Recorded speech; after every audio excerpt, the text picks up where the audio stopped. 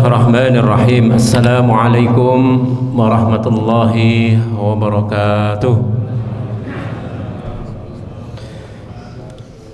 Alhamdulillahi wa kafa, wassalatu wassalamu ala Muhammadin al-Mustafa wa ala alihi ahli sidqi wal wafa. Asyhadu an la ilaha illallah wa asyhadu anna Muhammadan abduhu wa rasuluh.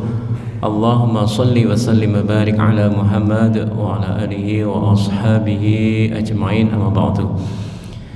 Jamaah salat subuh rahimakumullah. Alhamdulillah, puji syukur kita panjatkan kehadirat Allah atas limpahan nikmatnya. Pada kesempatan pagi hari ini kita dimudahkan langkah kaki kita, dimudahkan kita untuk bisa sama-sama hadir dalam salat subuh berjamaah dan dilanjutkan dengan kajian subuh pada hari ini. Semoga ini menjadi awal keberkahan dari Allah Subhanahu wa taala kepada kita semuanya. Amin ya rabbal alamin. Salawat salam semoga ditetapkan, dicurahkan kepada baginda Rasulullah Muhammad SAW. Semoga kita selalu istiqomah melaksanakan sunnah-sunnahnya dan semoga kita mendapatkan syafaatnya di yaumul qiyamah. Amin ya rabbal alamin. Jemaah salat subuh rahimani wa rahimakumullah. Pada kesempatan spesial pagi hari ini, mari kita gunakan untuk thalabul ilmi, untuk membersihkan hati kita, untuk mencerahkan pikiran kita, agar kita mudah nanti untuk menerima hidayah Allah ya. Kita akan mudah untuk memiliki semangat ya, ibadah, sehingga dengan semakin kita banyak menuntut ilmu ya, kita akan semakin mudah untuk menerima petunjuk Allah Subhanahu wa taala ya. Tema yang kami sampaikan pada kesempatan pagi hari ini adalah, mungkin judulnya agak gimana gitu ya, jangan bangga dengan kebaikanmu ya. Ini saya ambil berdasarkan salah satu kitab ya, Ad-Da'u wa Ad-Dawa ya, karya Ibnul Qayyim Al-Jauziyah ya. Yang di kitab tersebut ada ya bab ya yang membahas tentang ya penyakit-penyakit hati tentunya ya. Salah satu penyakit hati itu adalah ujub ya, kesombongan ya. Kata bangga itu adalah kata yang mungkin negatif dalam perspektif apa ya, ibadah ya. Membanggakan ibadah itu kan kita tidak diperbolehkan ya. Nah, kadang tanpa sadar ya, setelah kita beribadah, setelah kita bersedekah ya, menolong orang ya, termasuk setelah kita menghadiri majelis taklim ya, kita merasa sudah banyak berbuat kebaikan ya. Bahkan ada yang merasa aku lebih baik dari dia ya. Padahal rasa seperti ini ya, dinamakan ujub ya. Ujub atau kagum pada diri sendiri. Nah, ujub itu dapat menghapus kebaikan yang kita lakukan. Nah, jamaah rahimani wa rahimakumullah, Rasulullah SAW bersabda 3 hal yang membinasakan. Yang pertama adalah kekikiran yang ditaati, kemudian yang kedua adalah hawa nafsu yang diikuti, kemudian yang ketiga adalah seseorang yang merasa kagum terhadap diri sendiri. Nah, ini yang membinasakan. Salah satunya adalah kagum ya, pada diri sendiri atau bangga terhadap diri sendiri. Jamaah sekalian rahimani wa rahimakumullah, ada kisah sahabat Wahsy ya, Wahsy bin Harb ya. Dia adalah seorang pembunuh paman Nabi yang sekaligus sahabat Nabi, yaitu Hamzah ya. Ketika Wahsy ini sebelum memeluk Islam ya, ketika perang ya, dia berhasil membunuh Hamzah paman Nabi. Lantas apakah Wahsy ini masuk neraka karena membunuh sahabat Nabi, membunuh paman Nabi? Nah, ternyata si Wahsy ini adalah Setelah mendapat hidayah dari Allah, memeluk agama Islam, dia menjadi orang yang dekat dengan Rasulullah, ya, menjadi orang yang pembela Islam juga, ya. Maka dosa-dosanya diampuni yang sebelumnya, termasuk dosa membunuh Hamzah, gitu ya. Sehingga ya masuk surga, ya. Jadi Wahsy masuk Islam, menjadi seorang Muslim yang taat, ya.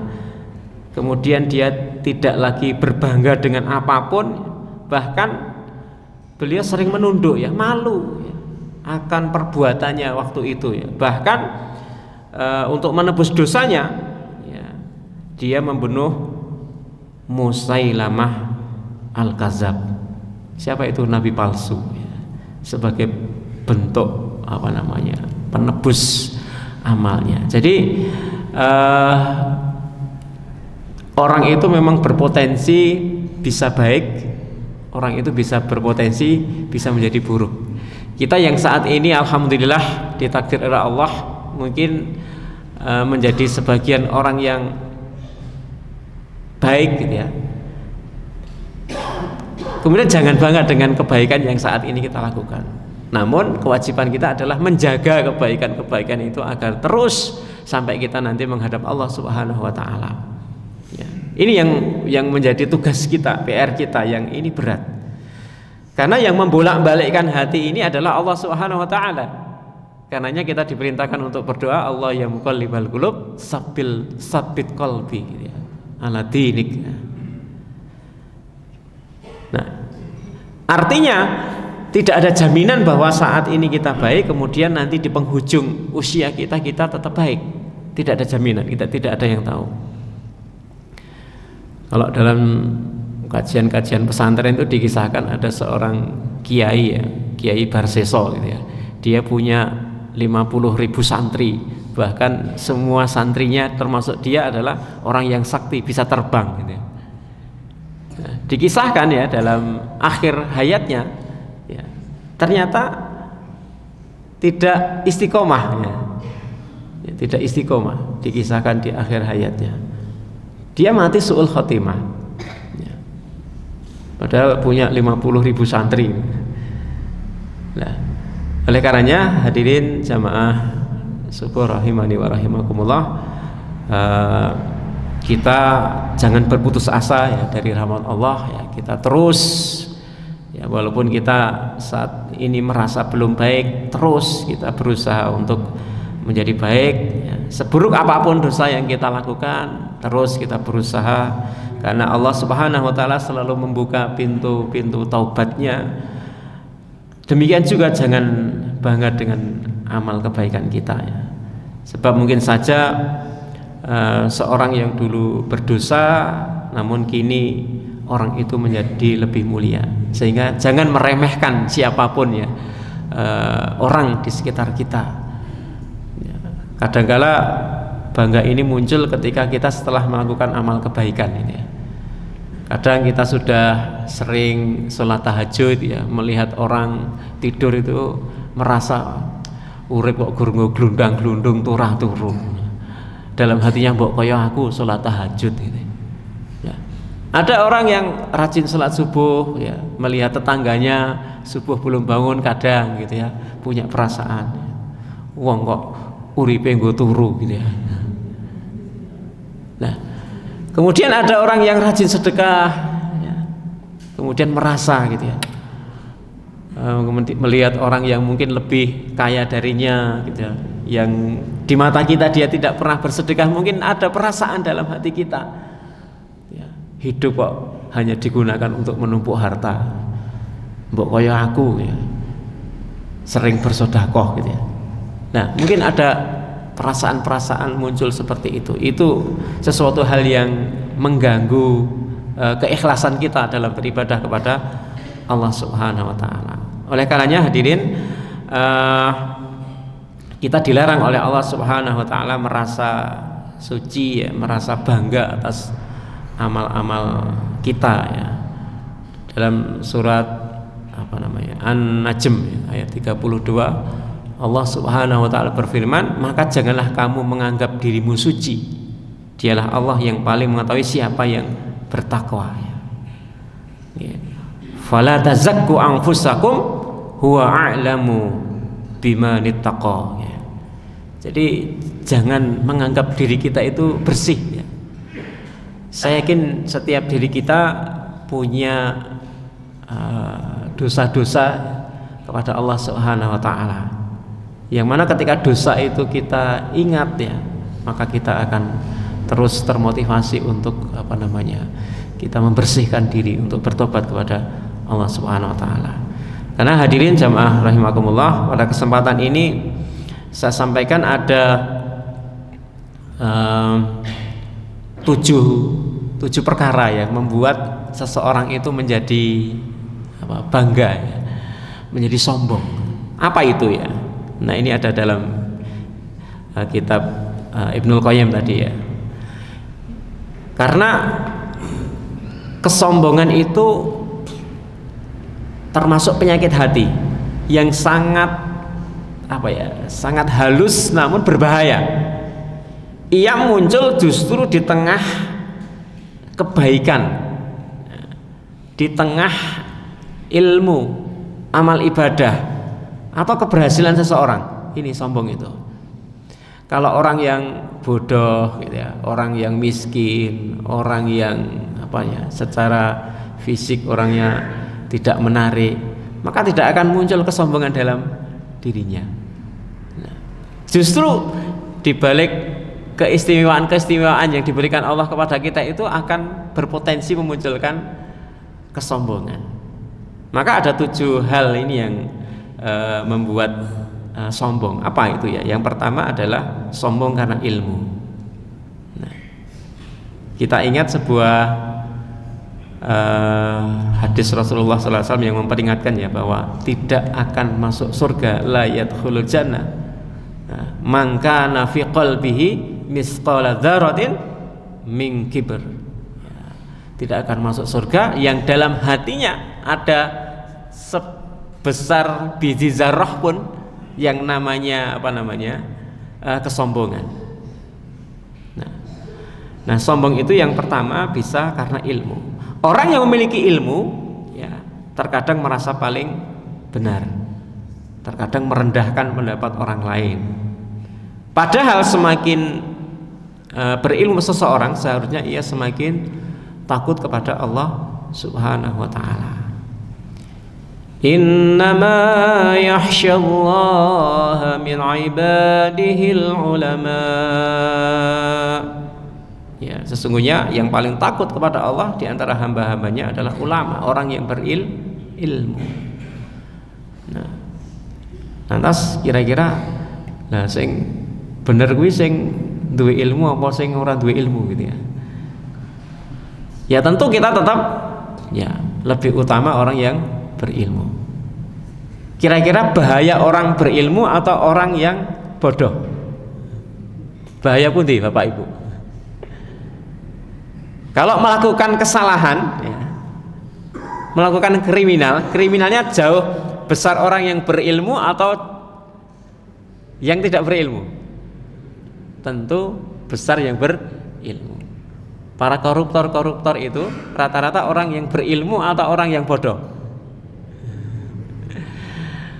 Gampangane nek wong bodoh maling gitu ya, paling sing dimalingi perkara-perkara sing sepele gitu.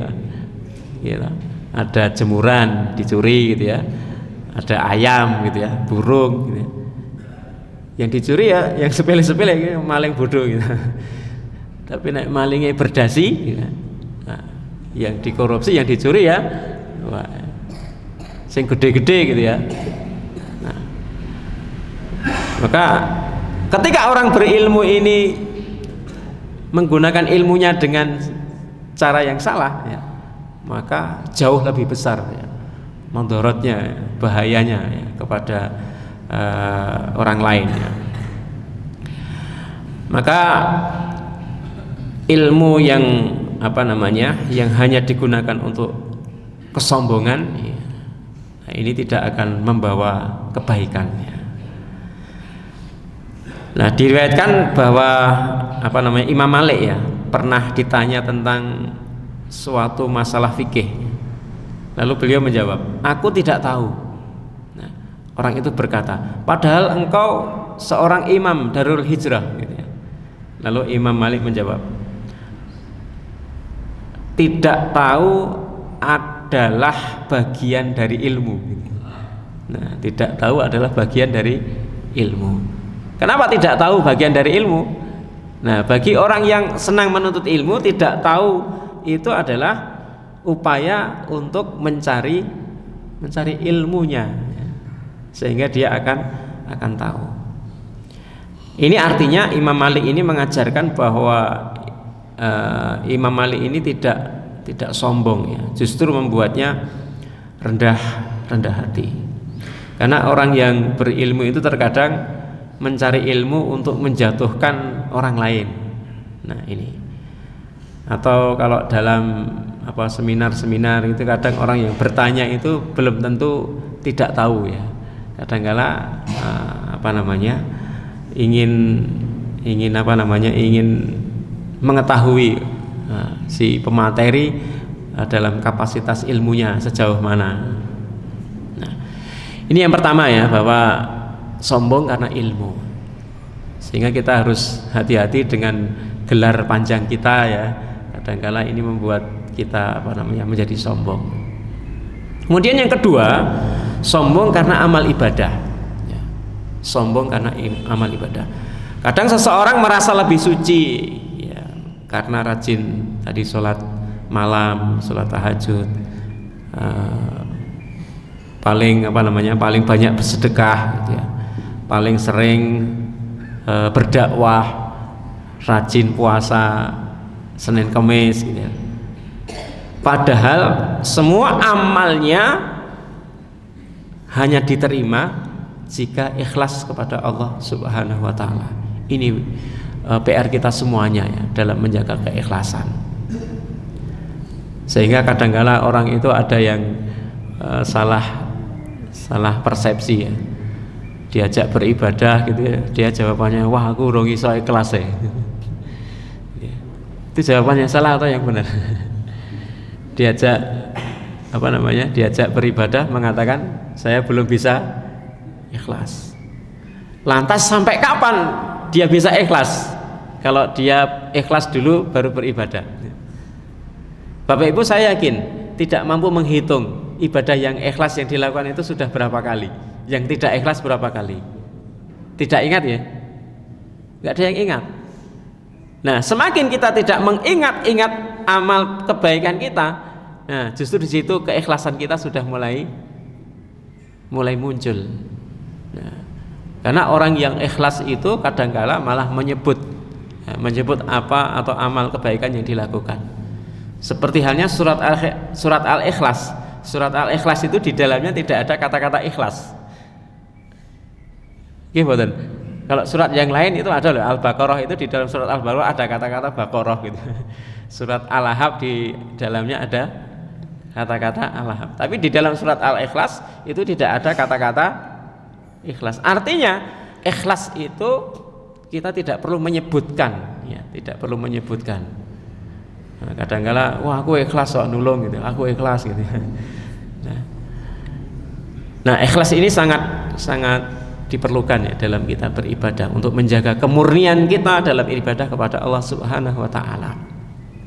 Nah, sombong karena amal ibadah ini ya, yang menjadi tugas kita untuk menghindarkan ya, diri kita dari perbuatan sombong ya dalam amal beribadah, sehingga kita tidak akan pernah menyepelekan, meremehkan orang lain ya dalam ibadah. Karena ibadah itu juga sesuai dengan kemampuan kita masing-masing ya. Nah, kita tidak bisa memaksakan orang itu seperti kita. Nah, namun kita hanya berkewajiban mengajak ya. Mengajak pun kita juga harus berserah diri kepada Allah ya. Karena yang menggerakkan, membolak-balikkan hati adalah Allah Subhanahu wa taala.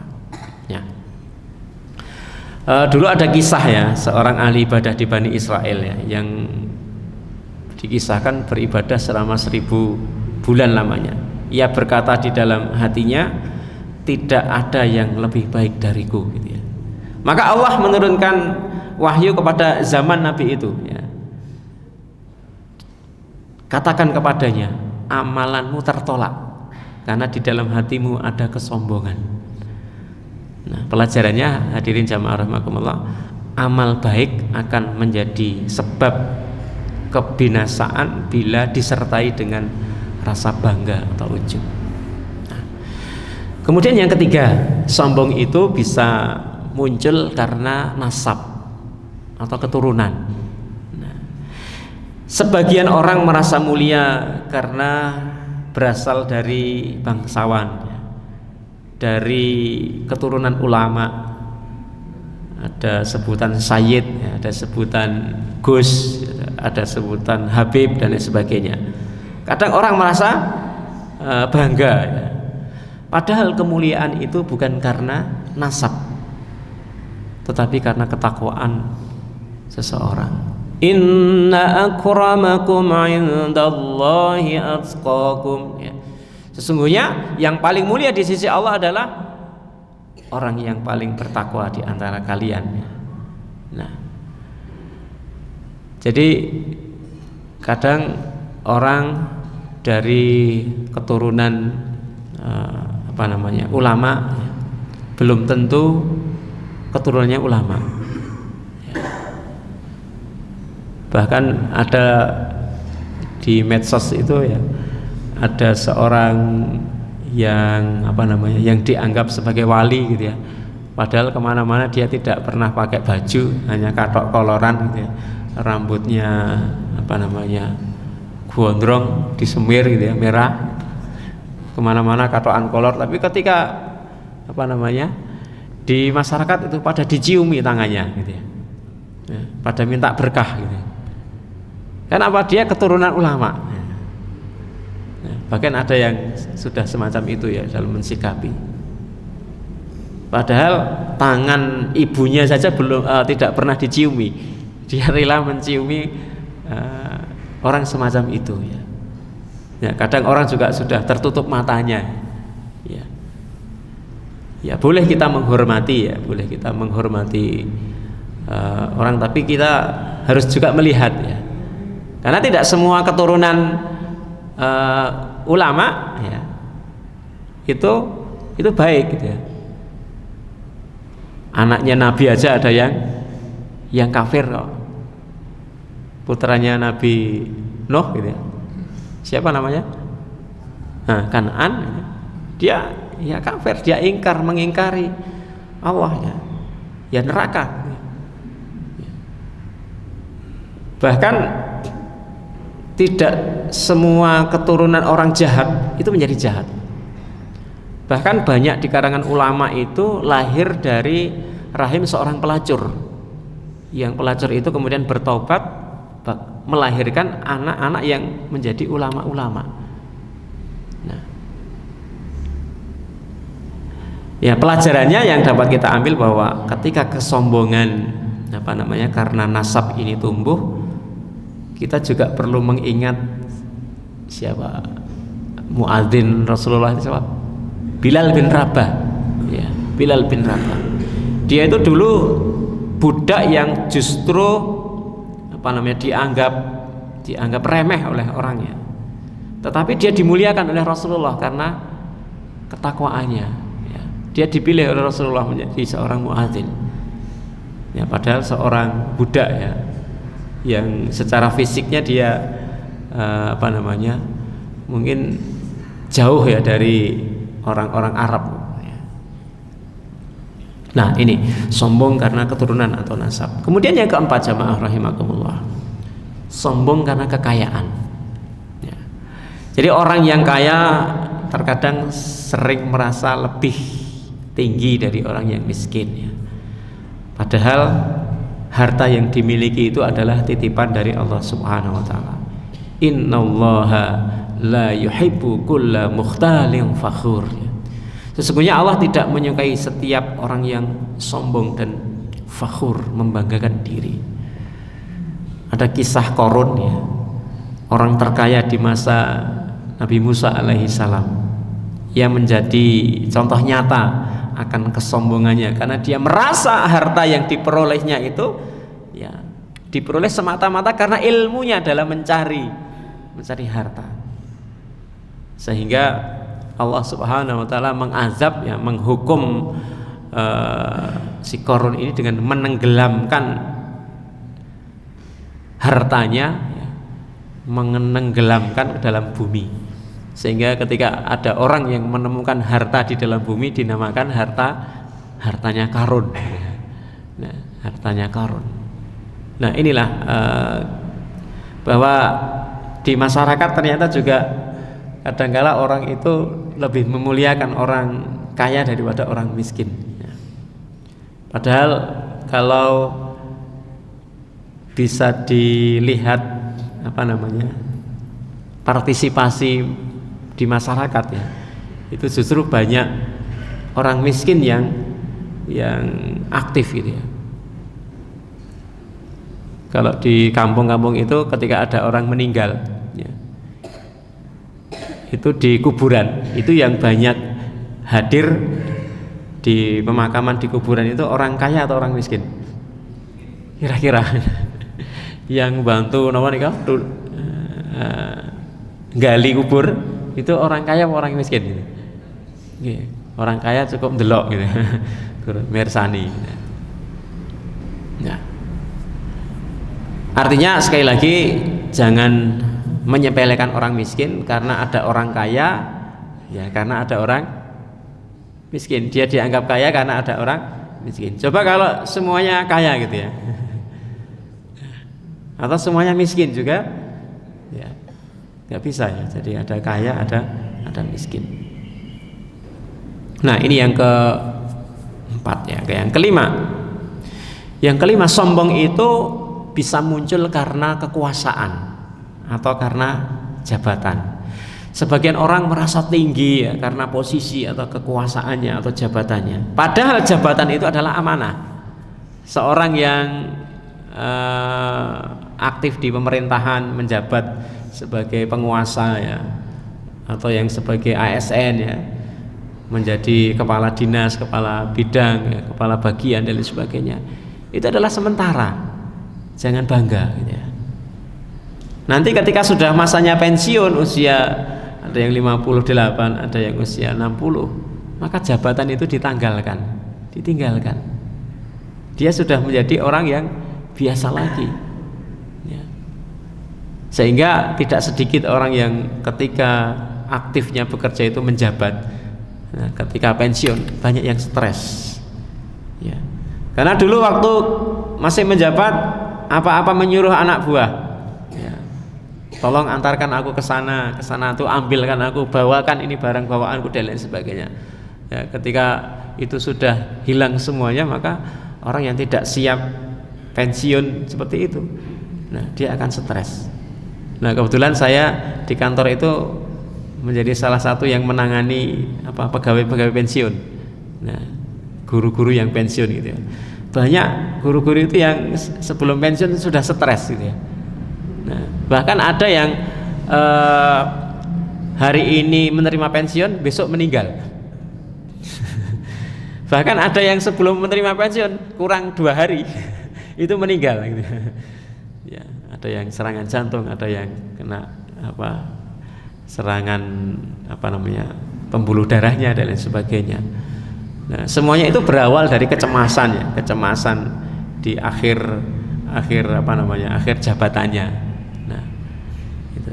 Sehingga kita harus mempersiapkan secara psikologis ya bagi pegawai-pegawai yang memiliki jabatan ya, karena nanti ketika pensiun, nah itu tidak lagi didapatkan. Nah, kadang-kala itu terbawa juga di rumah ya, pejabat itu ya, terkadang terbawa juga di rumah, entah dengan anak istrinya atau dengan pembantunya gitu ya, perilaku-perilaku di kantor yang sering dilayani gitu ya. Nah, jadi pemimpin sejati adalah yang tunduk di hadapan Allah, melayani rakyat dengan ikhlas, bukan haus pujian. Banyak kisah ya, Umar bin Khattab ya, ketika menjadi seorang khalifah, ia sering membawa karung gandum, ya, dibagikan kepada fakir miskin, dibagikan sendiri, ya, luar biasa ini ya. Seorang sahabat berkata, biarlah kami yang membawa wahai Amirul Mukminin. Kemudian lantas Umar bin Khattab menjawab, siapa yang mau memikul dosaku di hari kiamat jika aku tinggalkan mereka lapar, gitu. Wah, ini pemimpin yang luar biasa, ya.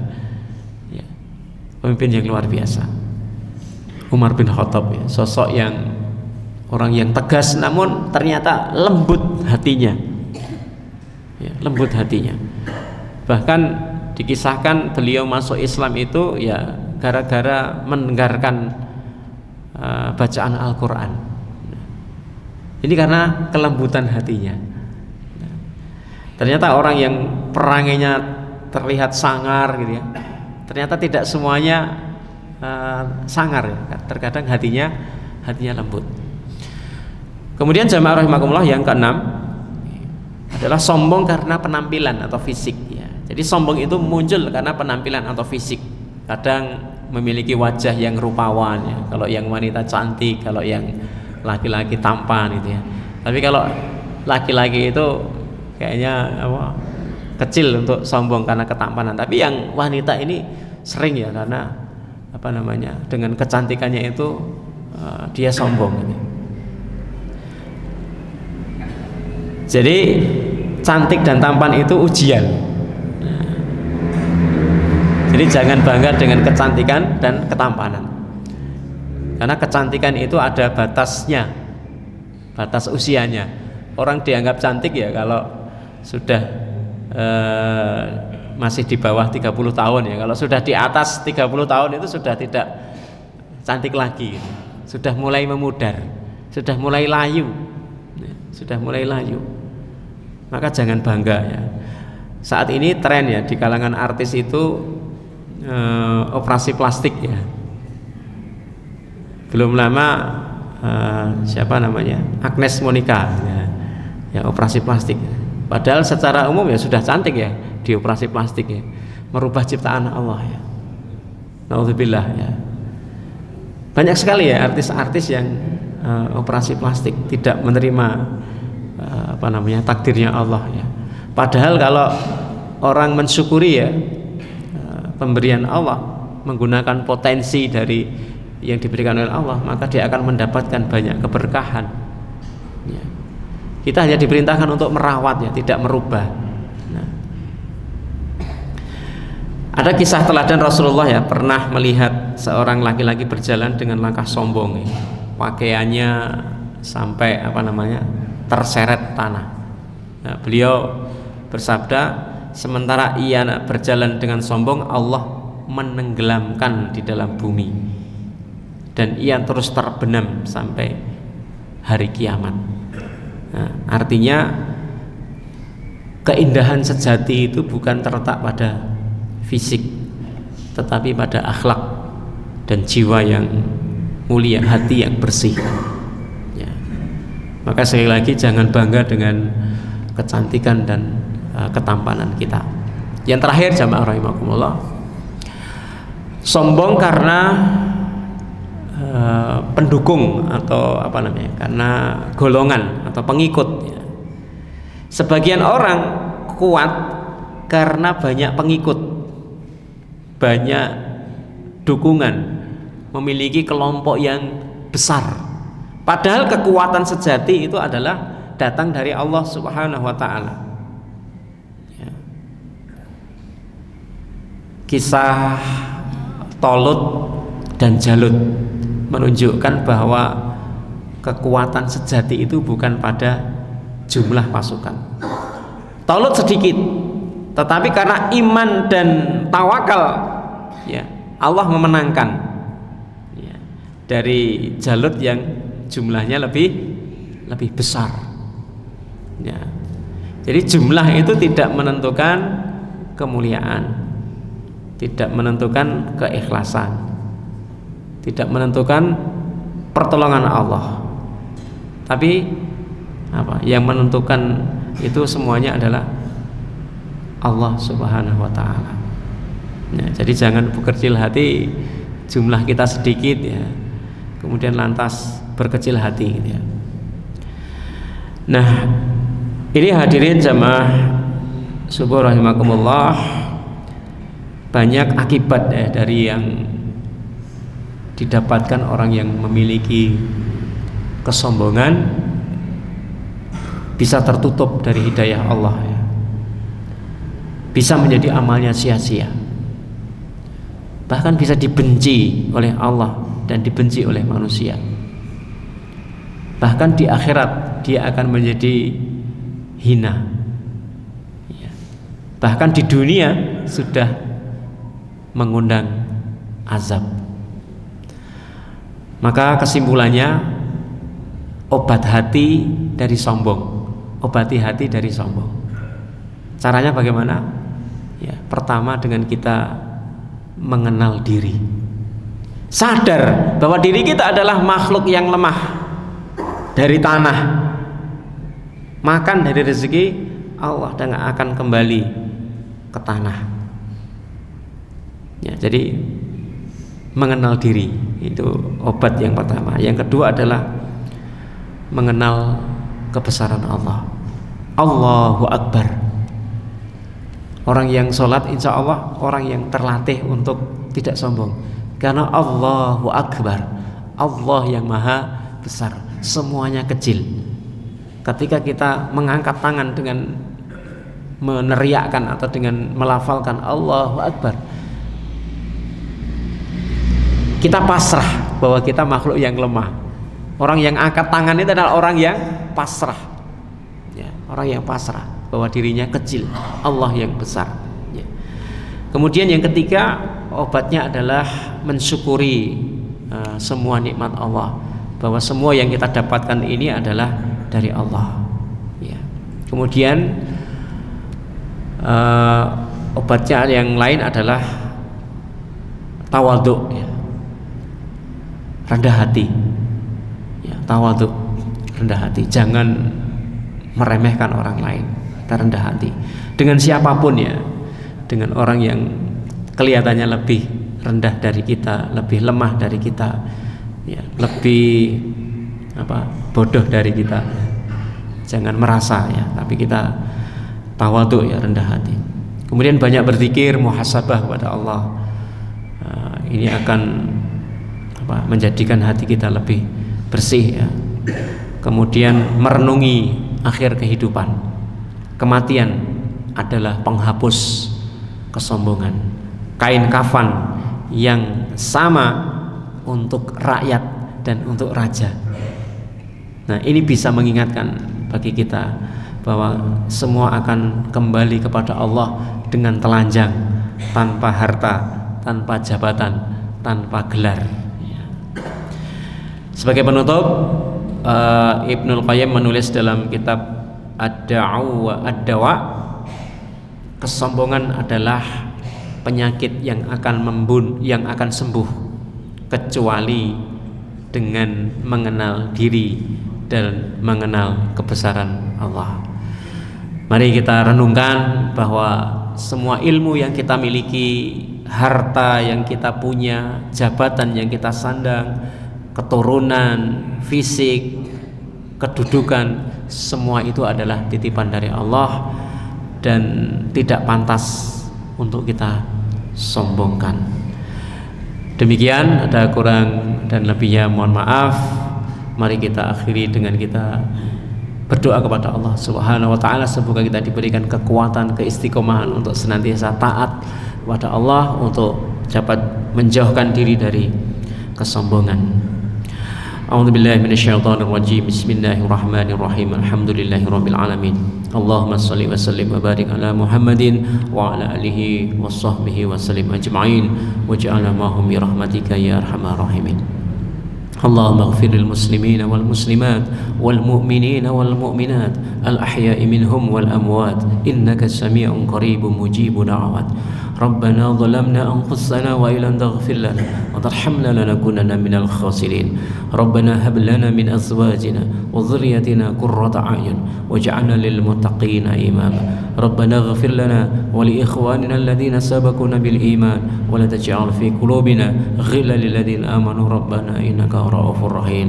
الله يا مقلب القلوب ثبت قلبي على دينك وعلى طاعتك. اللهم ربنا هب لنا من أزواجنا وذريتنا قرة أعين واجعلنا للمتقين إماما. Ya Allah, sucikan hati kami ya Allah. Sucikan hati kami dari kesombongan ya Allah. Sucikan hati kami dari rasa ujub ya Allah.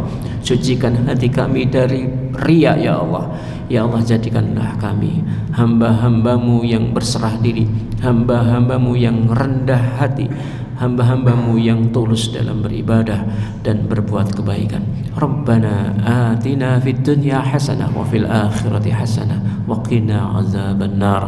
Wa sallallahu ala sayyidina Muhammadin wa ala alihi wa sahbihi wa sallim ajma'in. Subhana rabbika rabbil izzati amma yasifun wa salamun alal mursalin walhamdulillahi rabbil alamin. Wassalamu alaikum warahmatullahi wabarakatuh.